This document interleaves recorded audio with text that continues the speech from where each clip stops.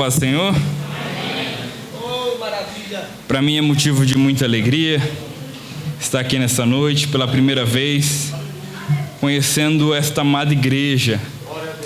Eu já conhecia de vista alguns vídeos, mas agora está conhecendo pessoalmente o pastor Alessandro. Uma bênção. Deus continue abençoando a sua vida. Muito obrigado pelo convite. Quero agradecer também ao Pedro Márcio que está nos acompanhando. Que Deus continue abençoando e te prosperando. Também a Ágata, a minha namorada, sua irmã. Que Deus continue abençoando vocês. É bom ter amigos acompanhando a gente, porque mesmo quando eles não estão sentindo nada, eles dão glória a Deus. Você que trouxe o exemplar da Bíblia Sagrada, livro de João. João capítulo 19. João capítulo 19.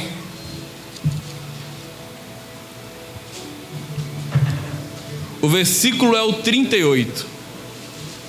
João capítulo 19. E o versículo é o 38. Todos acharam? Pode dizer amém? Amém.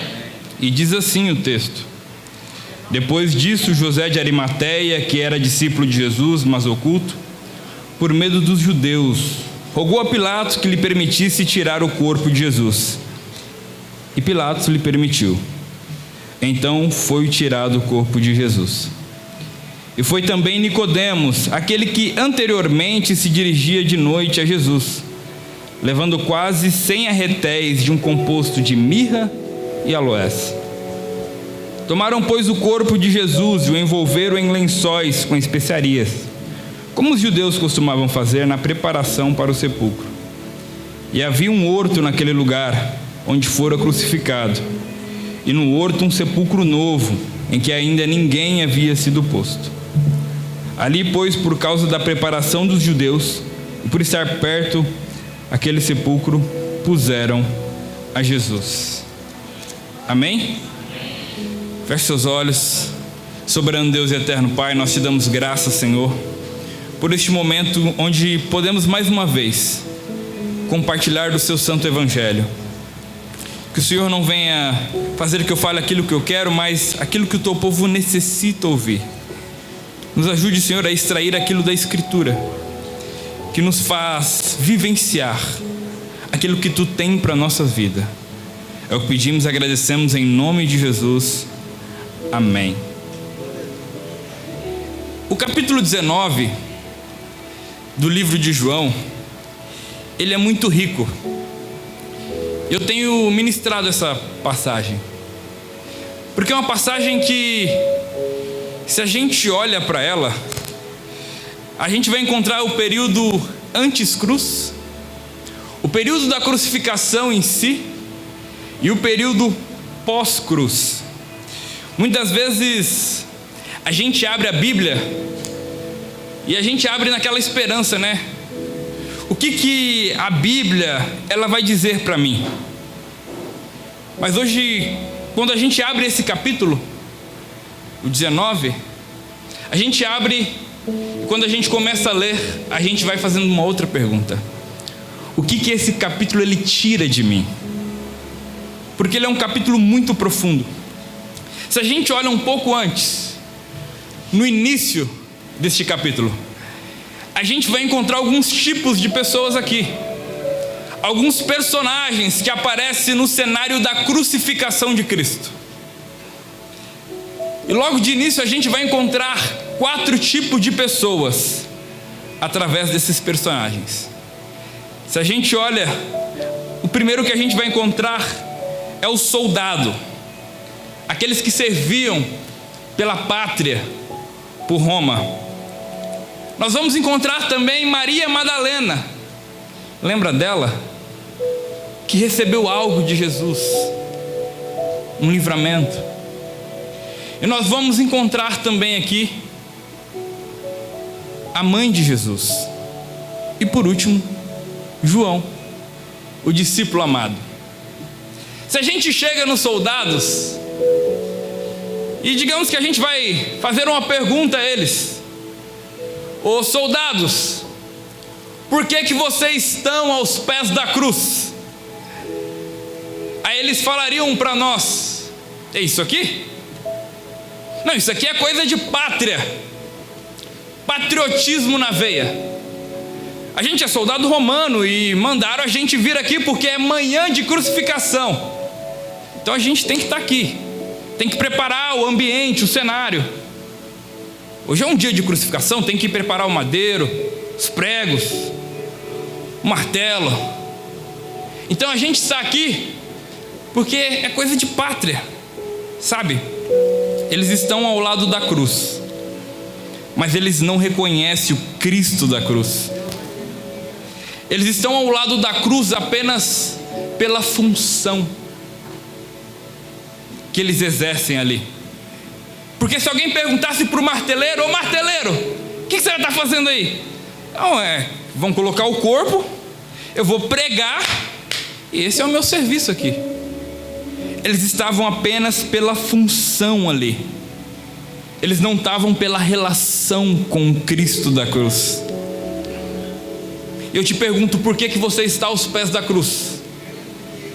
Pela função que você exerce no ministério, na igreja, ou pela relação que você tem com esse Cristo? É noite de Santa Ceia, de a gente pensar um pouco por que a gente se relaciona com esse Cristo.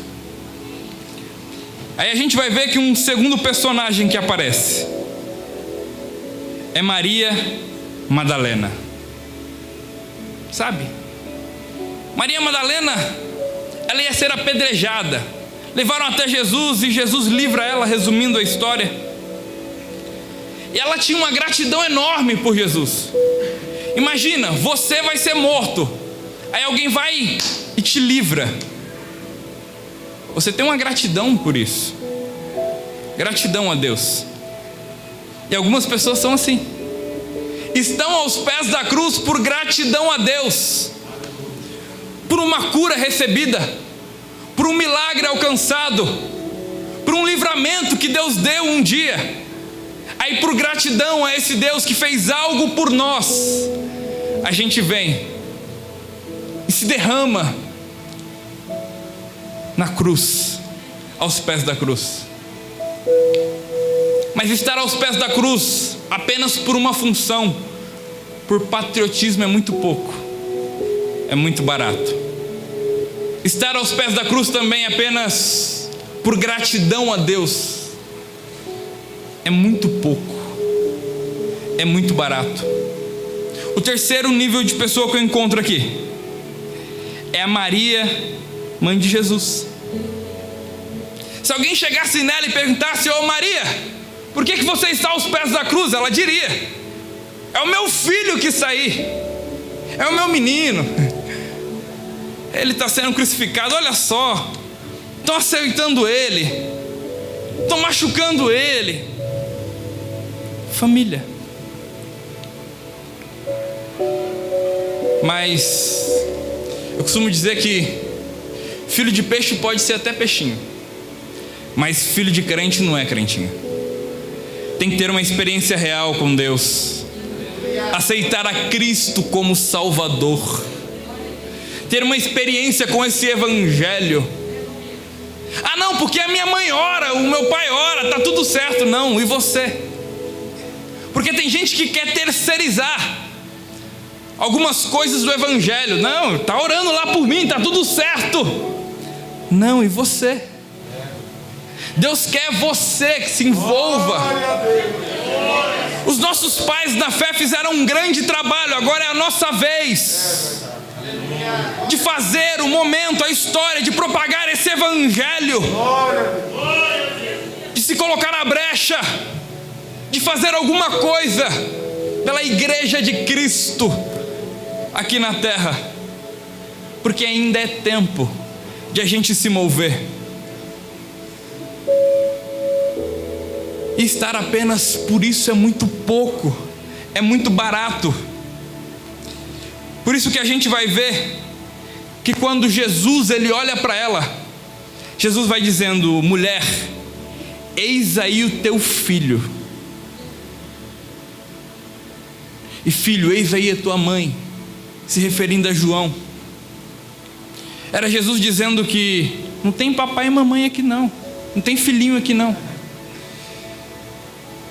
A gente tem que se relacionar com Cristo, não é apenas por família, isso é muito pouco, é muito barato.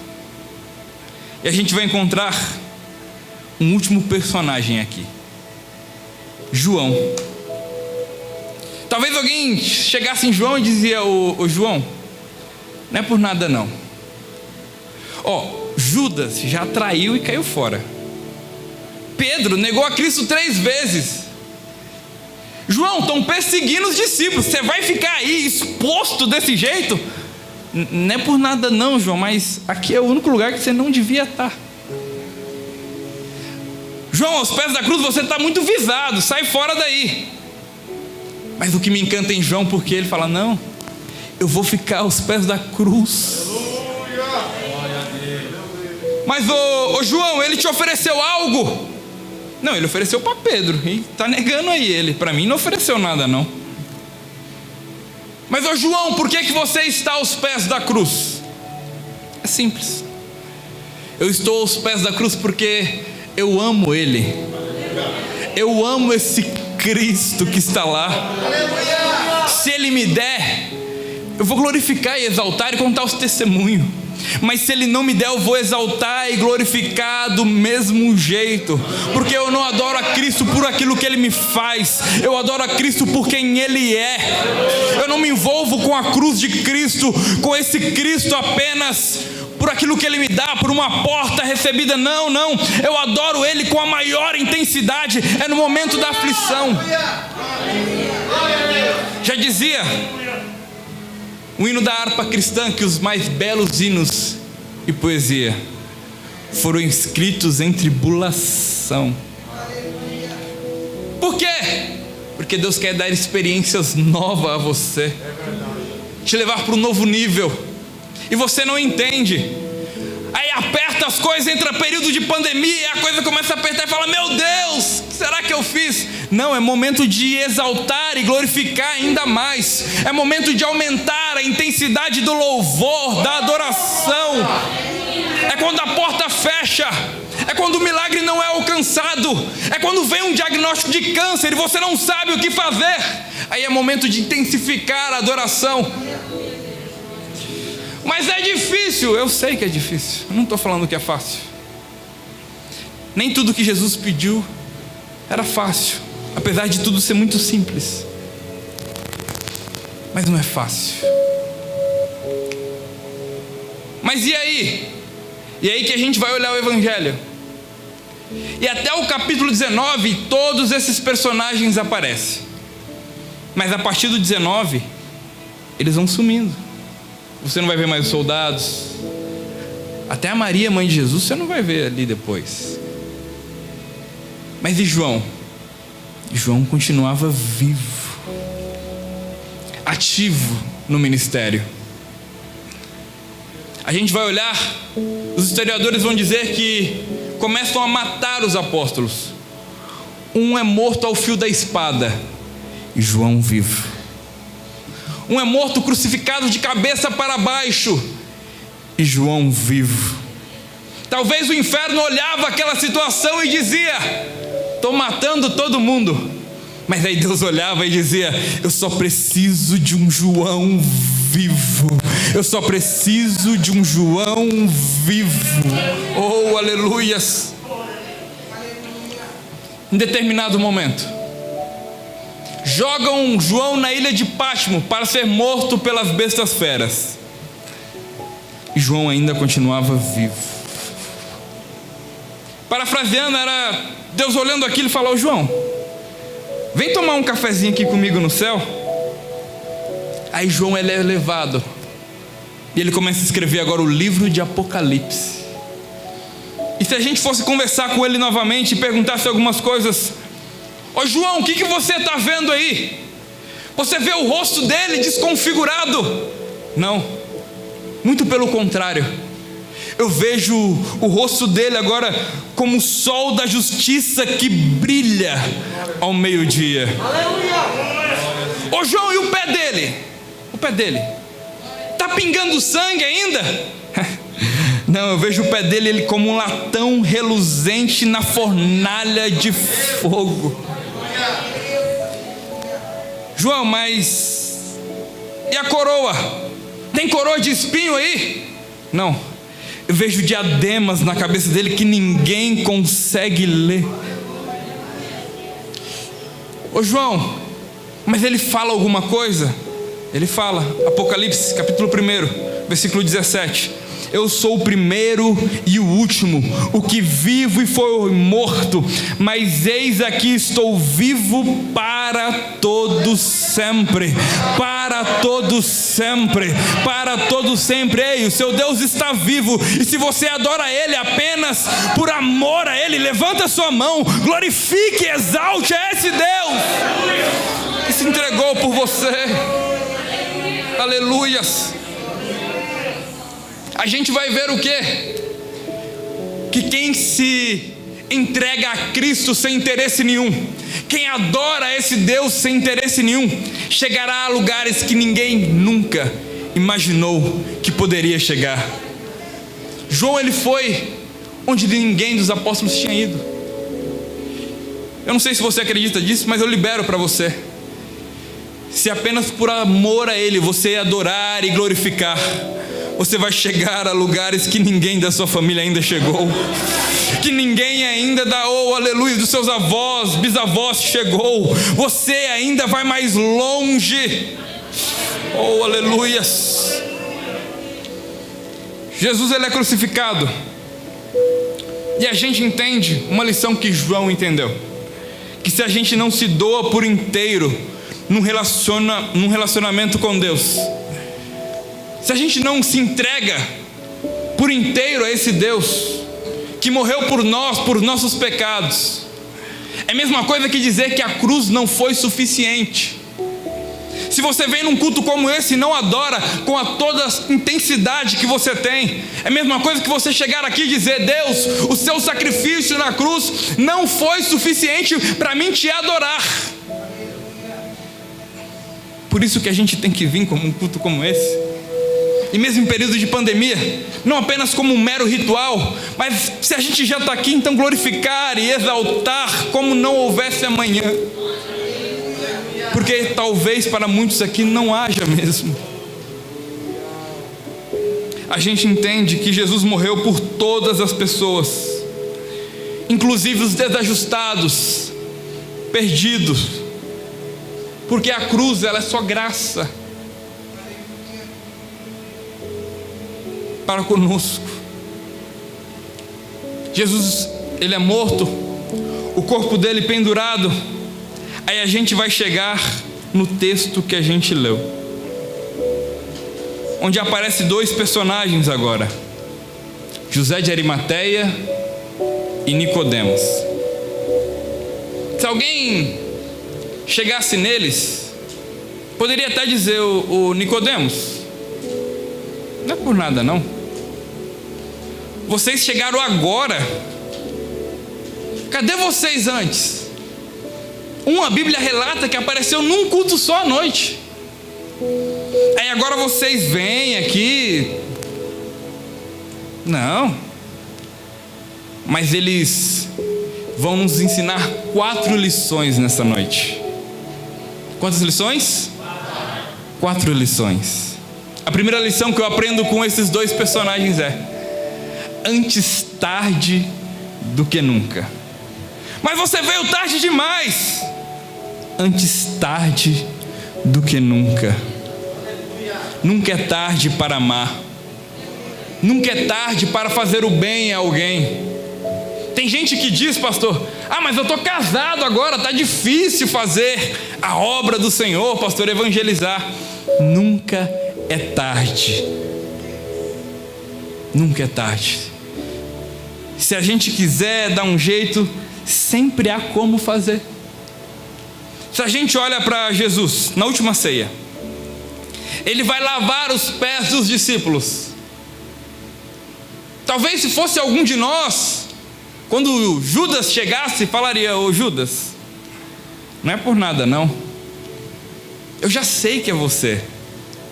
Então, vamos fazer isso aqui não, vamos facilitar, né? Jesus fez isso? Não. A Bíblia diz que ele lavou o pé de todos os discípulos. Porque nunca é tarde para amar. Nunca é tarde para fazer o bem a alguém. Foi na noite da traição que ele fez isso.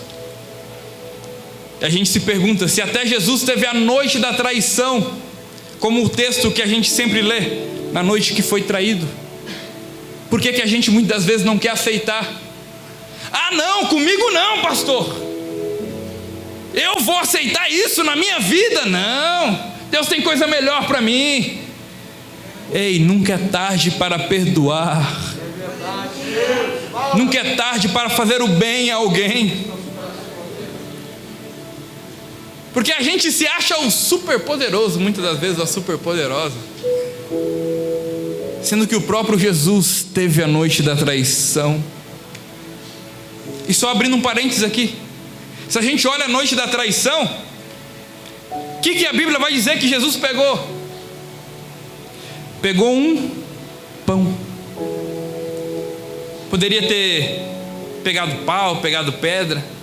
Ah, você vai me trair, infeliz? Vem cá. Não, Jesus pegou o pão e, tendo dado graças, partiu e alimentou eles. Talvez na noite da traição Deus ainda vai te usar para alimentar vidas. Talvez no momento que você está sendo ferido, é no momento que Deus vai começar a te usar para alimentar vidas ainda. Aleluias. A gente vai ver que no período da crucificação tinha 2 ladrões ao lado. A Bíblia Católica vai dizer que um deles é Dimas, mas tinha 2 ladrões. Um deles vai começar a falar: Jesus, se tu és o Cristo mesmo, desce daí, salva-te a ti e a nós mesmos. Sabe, ele vai tendo um diálogo assim, afrontando Jesus. Aí o outro se manifesta e fala: não, se a gente está aqui é porque a gente fez alguma coisa. Ele nada fez. Lembre-te de mim quando entrares no teu reino. Uma coisa que eu vejo aqui nessa passagem, por exemplo, que aproximação não significa salvação. Quem era o mais próximo ali de Jesus naquele momento? Os que estavam do lado dele na cruz. Mas a aproximação não significa salvação. Não é porque você está aqui nesta noite aos pés da cruz e muito próximo de Jesus que significa que você será salvo. Tem que fazer algumas coisas antes. A primeira coisa que eu vejo que ele faz aqui é: lembra-te de mim quando entrares no teu reino. Primeiro ele reconhece que ele fez o que fez. Depois ele reconhece Cristo como um Senhor e Salvador, dono de um reino. A gente tem que reconhecer a nossa fragilidade, o nosso jeito humano de ser, e que apenas a graça que vai nos salvar. Eu até publiquei esses dias pensando sobre isso, que a graça ela parece muito injusta até a gente precisar dela, porque enquanto a gente não precisa da graça, a gente julga. Ah lá, fez o que fez, agora está na igreja. Até o momento que você comete um deslize, porque Paulo vai dizer para que quem está em pé tome cuidado para que não caia. Se ele faz essa advertência é porque há muita probabilidade de a gente cair. Então a graça ela parece muito injusta até que a gente precise dela. Aí Jesus ele vai liberar uma palavra para ele: hoje mesmo estarás comigo no meu reino. Porque nunca é tarde para amar, nunca é tarde para perdoar. Eu não sei se você tem algo com alguém, Mas nessa noite, saindo daqui, depois do culto de Santa Ceia, ligue para essa pessoa, mande uma mensagem. Ah, mas eu não tenho crédito. Se for vivo, eu sei que dá para ligar pelo asterisco 4040. Não há desculpa. Perdoe. A segunda lição que eu aprendo é que eles quase não aparecem.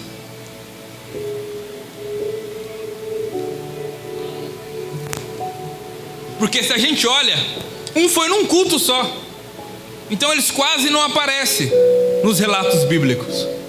Mas quando eles aparecem, foi com resultado. Igreja é lugar de a gente aparecer. Como assim, Jacques? Eu explico. Você vem num culto como esse, pela primeira vez. É o que o pastor faz aqui? Ele apresenta. Ah, o irmão fulano de tal, uma bênção tê-lo conosco. Aí você chega na igreja, e a Assembleia de Deus tem esse costume. Com o tempo você vai se familiarizando. Aí o pastor abre a oportunidade para contar um testemunho, como ele fez aqui.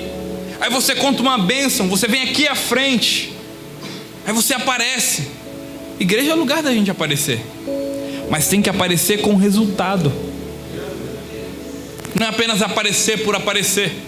Porque tem muita gente que quer subir num pedestal, mas Tiago vai dizer que a fé sem obra é morta.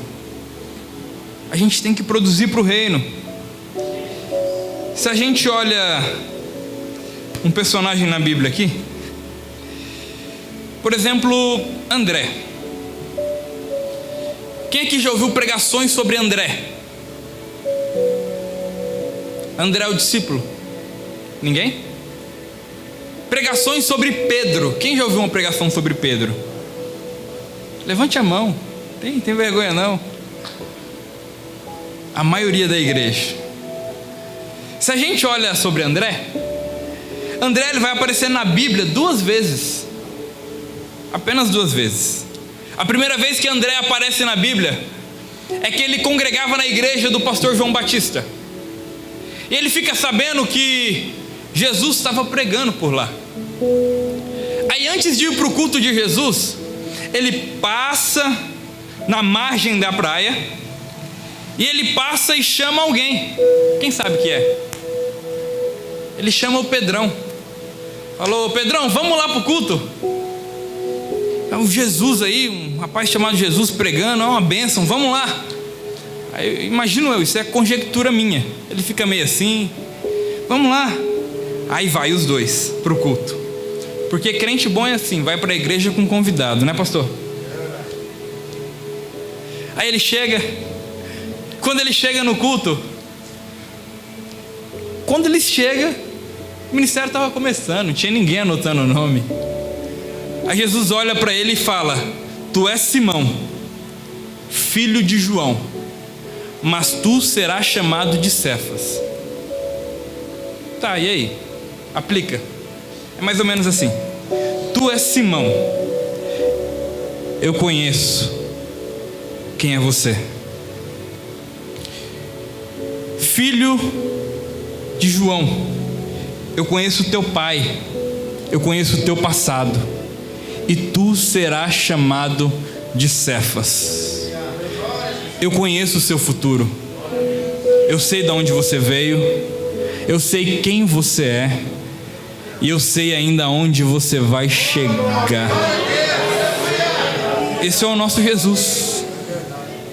Se tem um Pedro que me inspira a pregar, se tem um Pedro que inspira os hinos, é porque teve um André que levou ele para o culto uma vez. Aí eu te falo: quantos e quantos Pedros que irão impactar Penápolis, que ainda não vieram ao culto, porque um André que está sentado aí não trouxe ele para a igreja.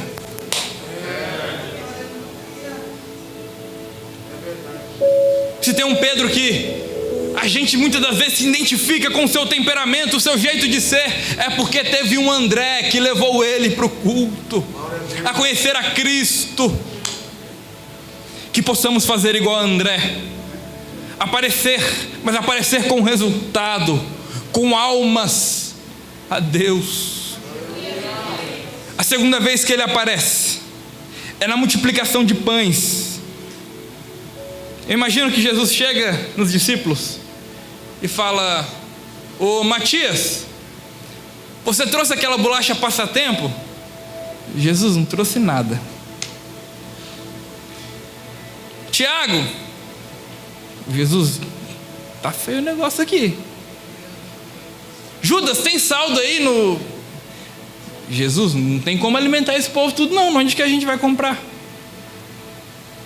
Coisa tá feia. Aí chega André. Jesus, eu não tenho, mas eu conheço um menino com 5 pães e 2 peixinhos. E se existe a multiplicação que a gente tanto admira, nos faz ter fé, é porque teve um André que apareceu no cenário. Então que a gente tem que aparecer, mas aparecer com resultado. Tem um pastor que ele foi jubilado certa vez.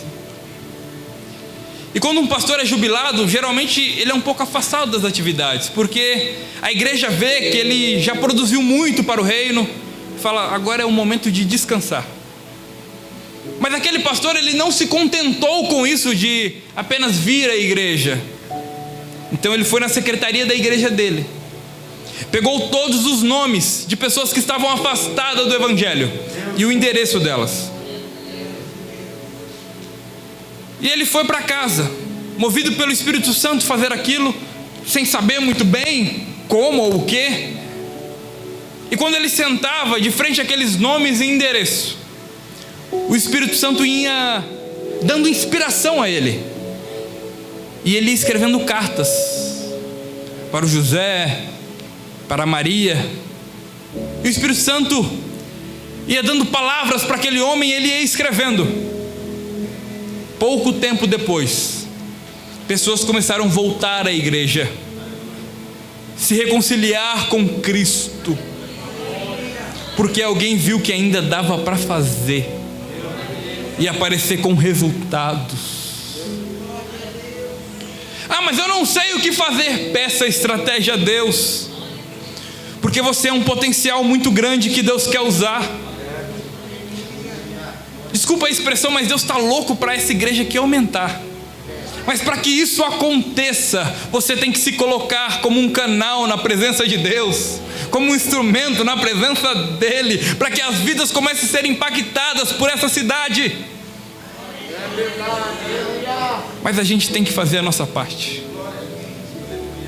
A terceira lição que eu aprendo aqui é que eles transformaram o momento em momento sagrado.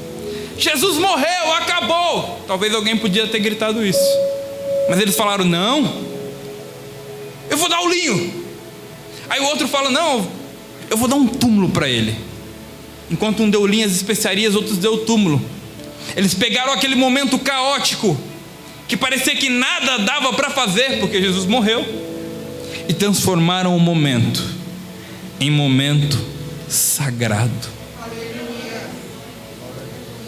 A gente tem deixado de transformar esse momento em momento sagrado. Muitas vezes quando a gente vem para o culto, fala, vou lá para o culto, sabe, às vezes é com desânimo. Não, você vai para o culto adorar a Deus. A gente tem um costume muito bobo de ir para um evento, pega a melhor roupa que tem lá. Não, vou pegar aquela ali, aquela é roupa de ir para evento. Tem gente que tem até roupa só para ir para festa, e quando vem para a igreja, não, a gente tem que vir com o nosso melhor. Mas Jackson, o meu melhor é uma camiseta que tem um furinho embaixo. Eu sei como é, irmão. É o seu melhor a Deus? É o meu melhor a Deus. Então venha. A gente tem que oferecer o nosso melhor também em tudo, desde o momento que a gente sai da nossa casa para um culto como esse. Na hora de ofertar, trazer aqui na frente, não é apenas, vou ali levar minha oferta, não. Eu vou levar a minha oferta a Deus. Mas não é muito. Mas é a sua oferta? É o seu melhor? Então eu vou lá, porque eu estou transformando o momento em momento sagrado. Departamento, eu era líder de jovens lá na sede. Eu sei como é difícil. O jovem vem cantar, fica distraído às vezes no ensaio. Eu creio que os outros departamentos podem acontecer isso também. Falo por experiência própria. E às vezes a gente estava no ensaio, a minha namorada é regente, ela sabe disso. E a gente que fica na frente de um trabalho fica agoniado, né, pastor? Para o povo oferecer o melhor a Deus, porque sabe que quando o povo oferece o melhor, a glória de Deus desce, Deus batiza, Deus cura.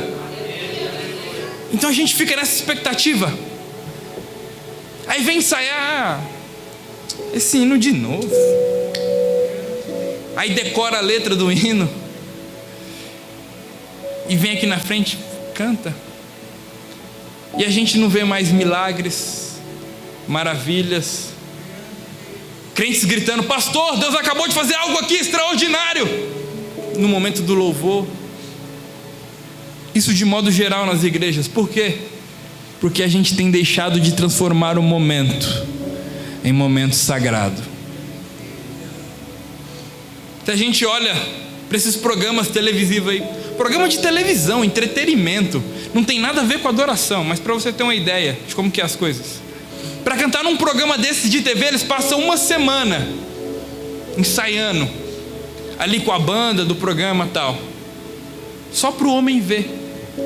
Aí para Deus, o Criador do universo, aquele que é o único e suficiente provedor da nossa vida, a gente vem e quer oferecer qualquer coisa. Não, a gente tem que oferecer o melhor a Deus e transformar esse momento em momento sagrado. No momento da refeição, a gente não tem mais reunido a família em volta da mesa. Eu fiquei constrangido agora esses dias que eu fui trabalhar em uma campanha política e o candidato ele era muito religioso e ele fazia algo extraordinário. Ele era um irmão católico. Toda refeição ele orava um Pai Nosso. E não orava por orar, tipo, Pai Nosso. Não. Você via que ele orava com fervor na oração antes do alimento, realmente dando graças por aquilo que estava na frente dele. E quantas vezes eu fui na casa de irmãos meus da mesma igreja, e um pega o prato, vai para a sala, outro vai para a frente da TV, e até na nossa refeição a gente tem deixado de transformar o momento em momento sagrado. Aí a gente quer um milagre sobre a nossa família, a gente quer ver coisas acontecendo, só que a gente não transforma dentro da nossa casa os momentos que Deus propicia em momento sagrado. Aí a gente não vê Deus agindo e fala: pastor, vem orar por mim, porque é o inimigo que está furioso. Mas você tem feito a sua parte como cristão? Ao menos no alimento você tem dado graças a Deus. Com a sua família, em volta de uma mesa. A gente tem que transformar o momento em momento sagrado.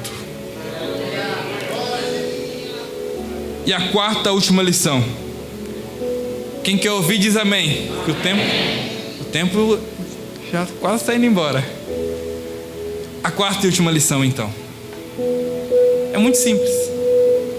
Eles só fizeram aquilo que dava para ele fazer.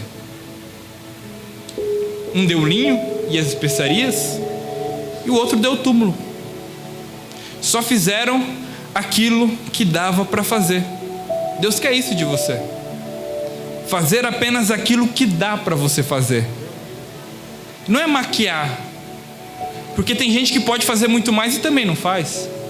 Não, é fazer aquilo que dá para você fazer. E eu conto um testemunho e já encerro. Em 1995, uma irmã chamada Sônia Maria, ela fica sabendo que na frente da casa dela havia uma mulher que tinha um quadro grave na gestação. E o quadro clínico era: a mãe e a criança vai morrer. Ou se fizer muito esforço, apenas a mãe sobrevive, mas a criança morre. A irmã Sônia vai na irmã Teresa. Fala: irmã, vamos lá orar por ela. Elas chegam naquela casa, tinha muita gente. Todos ainda não eram evangélicos. Imagina, você chegar a orar por alguém que nem crê muito naquilo que você vai fazer.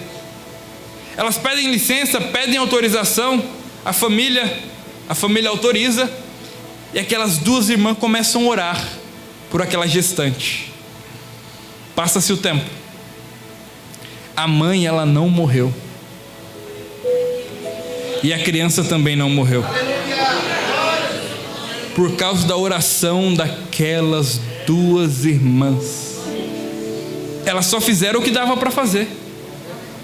Não fizeram nada além. Dava para fazer uma oração? Sim, então vamos orar. E se eu estou pregando aqui para você hoje, é porque a irmã Sônia Maria foi orar pela minha mãe, que estava gestante de mim. E segundo a medicina não era para acontecer nada. Aí Deus foi lá e fez um milagre. Elas só fizeram uma oração muito simples, e o céu ouviu e foi ao favor daquela irmã. Ei, eu não sei o que você tem orado, eu não sei o que você tem buscado, mas faça aquilo que dá para você fazer. Ei, ainda dá para você adorar, ainda dá para você orar a Deus. Então faça alguma coisa, porque quando você faz aquilo que dá para você fazer, Deus faz o que não dá para você fazer. Um poderia dar o túmulo, o outro o linho, rolaram a pedra. Agora ressuscitar, ressuscitar é com Ele. Esse é o nosso Deus. Eu conto um último testemunho e já encerro. Eu trabalhava na parte de comunicação de uma igreja, sede, apenas na parte de fotografia. E tem uma igreja que eu admirava muito lá na capital. Eu vi que o pastor gosta de mídia também. Isso é muito bom, porque ajuda a propagar o evangelho a pessoas que talvez por alguma coisa não pôde vir a um culto como esse. E essa igreja lá, para você ter ideia, pastor, uma câmera custa 20 mil reais. Eles têm 4. Só a estação ali que eles usam para fazer corte e tal custa mais de R$500 mil. Coisa top. E eu admirava muito aquela igreja e falava: rapaz, um dia eu vou chegar, talvez, quando eu tiver uns 80 anos, conhecer uma igreja como essa, porque a cidade que eu morava era uma cidade de 10 mil habitantes. Uma cidade, para vocês terem ideia, menor que a Havaiandava e menos desenvolvida, para vocês compararem. Como que uma cidade muito pequena, alguém de lá conseguiria chegar a conversar com alguém dessa cidade? Eu nem me atrevia. Falei: eu passar vergonha? Vou nada. Certa vez, fotografando na igreja, o pastor daquela igreja da capital veio visitar o interior onde eu estava, por causa de um amigo dele. Eu vi, no final do culto, dei uma paz do Senhor para ele, mas sabe, com vergonha. Aí ele falou: vou te levar para Campinas. Aí eu falei: tá bom, né? Um dia. Não trocamos contato nem nada. Passa-se o tempo. Aquele pastor liga para o meu pastor presidente, para mim ir para São Paulo. E ele me contrata. A igreja que eu sempre admirei. Mas você era competente para isso? Não. Eu só admirava e tinha vontade de fazer. Apenas estava fazendo o que dava para fazer na igreja, tirando foto, servindo a obra. Para vocês terem ideia, uma das pessoas que trabalha lá é diretor, sabe, de Gabriela Rocha, Fernandinho, Isadora Pompeu, diretor de vídeo, só desse pessoal aí que ninguém conhece. Você vê o nível da equipe. Eu me sentia perdido. Aí eu perguntei para o pastor: pastor, por que você me contratou? Aí ele falou para mim: teve um dia, aquele dia que eu estava lá, eu vi você fotografando, o Espírito Santo tocou no meu coração para te contratar. Ninguém me indicou a ele. Ele não viu nada de habilidades minhas, não. O Espírito Santo tocou no coração dele. Se coloque de pé.